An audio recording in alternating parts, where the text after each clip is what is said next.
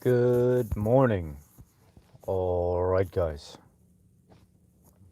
Coming to you from Bobby's perspective, imitation, I should say. Um, I'm hoping that you can hear me right now. I got a new earpiece with a mic set up in hopes that you can actually hear me talk. So, good morning to you. I hope you have a great day. Thank you for being here.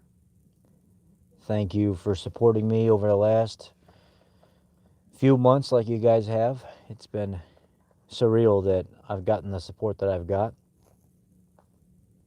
I deleted my video from this morning because I was walking through Walmart and I realized it was really choppy.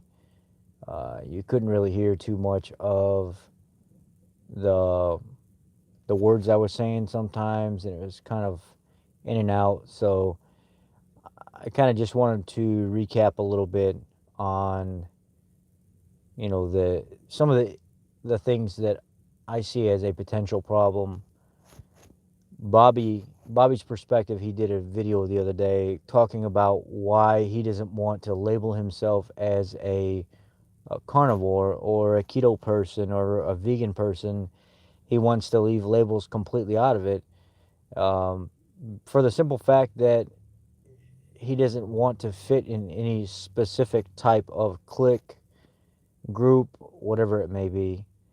And I think that's very, very smart. You guys have heard me talk in the last few months over this time and time again. I feel like I'm almost getting drawn into having to be pulled into a camp of some sort. Are you going to pick keto? Are you going to pick carnivore? And I would never bow down to that.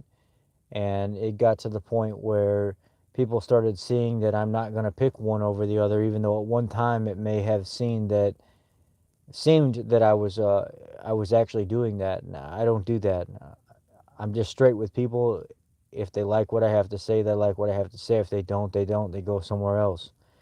Um, so I'm with Bobby on that one. I don't want people to think that I'm part of any camp. I actually thought about even changing my name again from the Keto Mechanic to just Rich's Journey, Rich P's Journey, or the Mechanic's Health Journey or something like that, because I just don't see the point in getting tied up into all these different diet categories, cliches, cliques, dogmatic groups. Um, so that was one of the first topics. The second topic was omega 6s to omega 3 ratios. Dr. D. Nicolantonio or Di Nicolantonio put a post up on Facebook yesterday talking about the importance of the ratios between omega 3 and omega 6. And when we have really high omega 6 counts, our inflammatory markers go up in the body because the body likes omega 6, but it doesn't like it in an abundance. And everything that we eat, the ratios are off when it comes to omega 3 versus omega 6. Other than I think flaxseed is pretty close to a good balance. Grass fed meats, grass finished meats are pretty close to a really good balance. Very few things actually have the right balanced omega 3 to omega 6 ratio. You should have higher omega 3 overall and not, I wouldn't think, even half of what the omega 3s were in omega 6. But it's really difficult to do that sometimes. Fatty fish, wild fish is another good option for omega 3s, very, very healthy. So that was one option as well. When we start looking at what's going on elsewhere in the carnivore keto community, uh, just a few weeks ago, I noticed that Sverige had a video up where he actually was eating raw meat walking down the street. I think he was in the UK, and he went into a vegan restaurant, their private business, their private where they do their work, and there was nobody in there other than the employees. It was open for business, and they sat down at one of the tables and didn't order anything, just started eating the raw meat right away. And the people asked them to leave. They wouldn't leave. They were actually trying to fight them, and it actually ended up getting into a physical confrontation, which is sad because there's no reason for that. If you get to the point where you want to be physical with somebody, you are probably in the wrong area of your expertise, or you need to just calm the hell down and readjust for a second. But when he got up off the table, the lady was asking him to leave, and they wouldn't leave. They standing there arguing in their private business. And I think somebody, it was the lady that got too close to him and just barely touched him. And then he shoved her like to the point where he was trying to almost push her over. And I'm thinking to myself, man, this is ridiculous. This is this is some kind of reality show for him, just like somebody else put it, and not necessarily his true wholehearted intent on bringing people good information.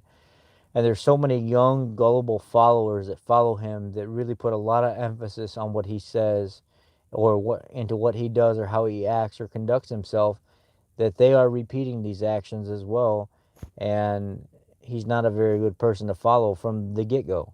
I mean, people are attracted to dogma, and that's exactly what he puts out, especially in the carnivorous world, where we already have pretty decent people that are the face of carnivore. We don't need somebody else like him that's going to keep causing problems like that.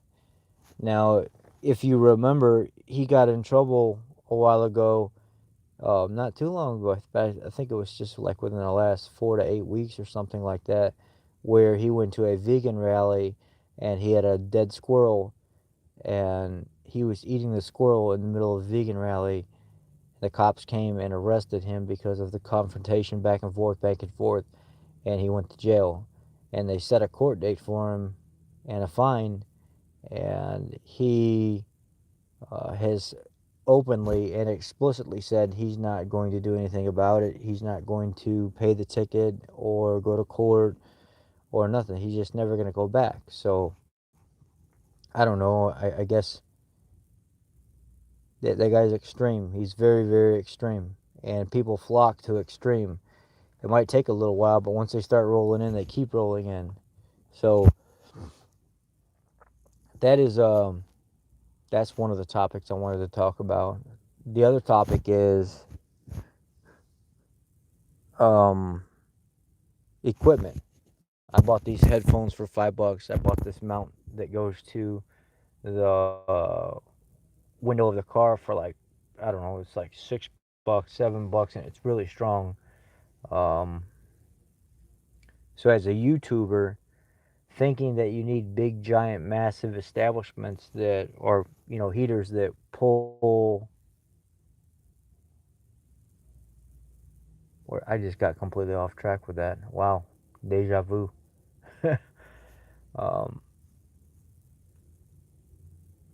where was I going with that? Anyway, man, I'm tired. I need to go get some sleep. I've been up all night. The dog was sick. I'm over here trying to do my shopping for at least a few days, and I'm just exhausted. Recap on a couple days of the carb eating that I did. Um, it tore me up in a number of ways, but it never really messed with my digestion issues. So I think on the digestion side of things, I'm probably good now. I've probably been carnivore long enough for that stuff to heal. So the digestion didn't cause me an issue. It was the knee joints and the joints throughout the body, and the sluggishness and not sleeping properly, and the low energy levels, and having to eat 2 and 3 times as much as I normally would because I wasn't able to keep up with all the energy I had before and sustain working at those levels. So, uh, it's good to be back eating cleaner foods and low glycemic, no adding sugars or anything like that. That makes me feel good. It makes me feel real good. Leave me your thoughts in the comment section about what you think about Sverige.